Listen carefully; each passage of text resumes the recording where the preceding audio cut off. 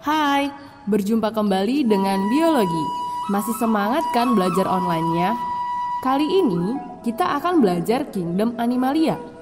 Sebelumnya, kita sudah membahas mengenai Animalia. Miss akan mereview kembali apa itu Animalia. Kalau Miss kasih gambar ini, pasti kalian bilang ini Animalia. Iya enggak? Ya iyalah Miss. Nah, bagaimana kalau Miss kasih gambar yang ini? Apakah ini juga Animalia? Hayo, apa coba?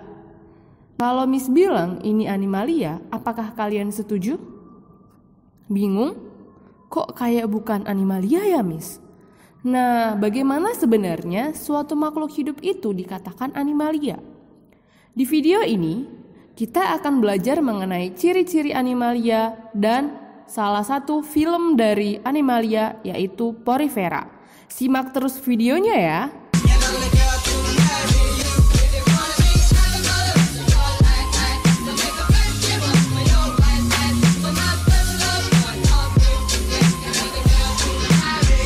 Suatu makhluk hidup dikatakan Animalia apabila memiliki ciri-ciri. Yang pertama, termasuk sel eukariotik. Eukariotik itu apa sih? Jadi, sel itu terbagi menjadi dua jenis. Ada yang prokariotik dan eukariotik. Prokariotik tidak memiliki membran inti sel atau tidak memiliki nukleus. Selain itu, prokariotik juga masih sangat sederhana.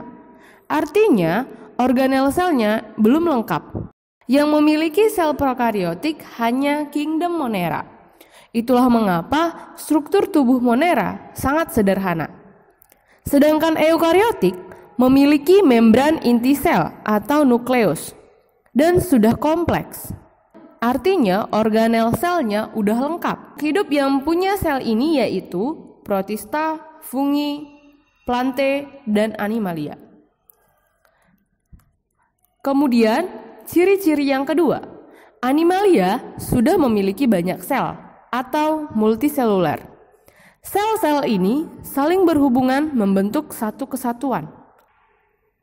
Contoh, manusia itu berasal dari dua sel, yaitu sel ovum dan sel sperma yang bertemu mengalami pertumbuhan dan perkembangan sehingga membentuk satu makhluk hidup, yaitu manusia. Hal inilah yang menyebabkan kenapa manusia bisa dilihat langsung menggunakan mata kita sendiri. Karena susunan tubuhnya kita itu berasal dari banyak sel, berjuta-juta sel, bahkan lebih. Sedangkan bakteri ataupun amuba, dia hanya tersusun dari satu sel. Makanya kita nggak bisa ngelihat langsung. Kita membutuhkan suatu alat untuk melihat si bakteri ataupun si amuba tadi, yaitu mikroskop. Nah, kemudian ciri-ciri yang ketiga, animalia dapat bergerak dengan berpindah tempat. Inilah salah satu penyebab mengapa animalia itu sangat beragam. Maksudnya gimana ya, Miss? Coba perhatikan, tumbuhan itu bentuknya gimana? Pasti kalian akan cepat bilang, oh, punya daun, ada akarnya, ada batangnya. Nah, terus kalau fungi itu gimana bentuknya? Oh, ada payungnya, Miss. Nah, berarti bisa dikatakan bentuk tumbuhan dan fungi itu tidak terlalu beragam. Ya, bentuknya ya gitu-gitu aja, gitu. Nah, bagaimana kalau Miss tanya bentuk animalia? Pasti kalian akan bingung mau jawab apa, karena sangat banyak bentuk animalia. Bentuk animalia itu akan berbeda kalau habitatnya di air. Beda lagi kalau habitatnya di darat dan juga di udara. Nah, kenapa bisa seperti itu? Karena animalia itu dapat berpindah tempat. Ketika suatu animalia berpindah tempat, otomatis animalia akan beradaptasi dengan lingkungannya. Salah satu cara animalia beradaptasi yaitu mengubah bentuk tubuh. Nah, hal inilah yang menyebabkan animalia itu sangat banyak jenisnya. Gitu. Bahkan ada yang tampak dari luar itu bentuknya sangat berbeda, tapi ternyata mereka masih dekat kekerabatannya. Contohnya kelelawar dengan mamalia. Kelelawar bukan burung ya. Kelelawar itu adalah mamalia. Hanya saja karena dia hidupnya di udara, sehingga bentuknya itu sama seperti burung. Tapi sebenarnya termasuk mamalia. Nah, selain itu, ciri-ciri yang keempat, animalia tidak dapat membuat makanan sendiri. Animalia membutuhkan makhluk hidup lain untuk memperoleh makan. Enggak, Amis, aku bisa buat makanan sendiri. Aku udah bisa ceplok telur sendiri. Nah, bukan yang seperti itu ya.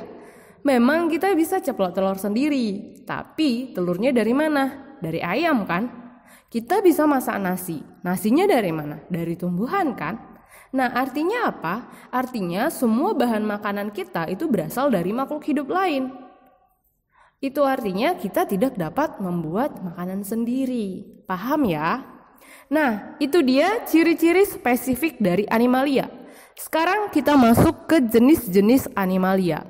Animalia itu terbagi menjadi dua kelompok besar berdasarkan ada atau tidaknya tulang belakangnya, yaitu invertebrata. Invertebrata artinya tidak memiliki tulang belakang, dan vertebrata yang memiliki tulang belakang. Nah, invertebrata terbagi menjadi 8 filum. Nah, sekarang kita akan bahas satu-satu. Kita mulai dari filum pertama, yaitu Porifera.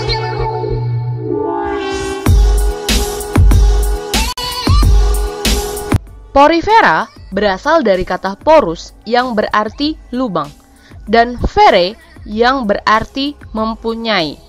Sehingga porifera adalah hewan yang mempunyai lubang atau pori-pori. Porifera ini sering juga disebut dengan sponge.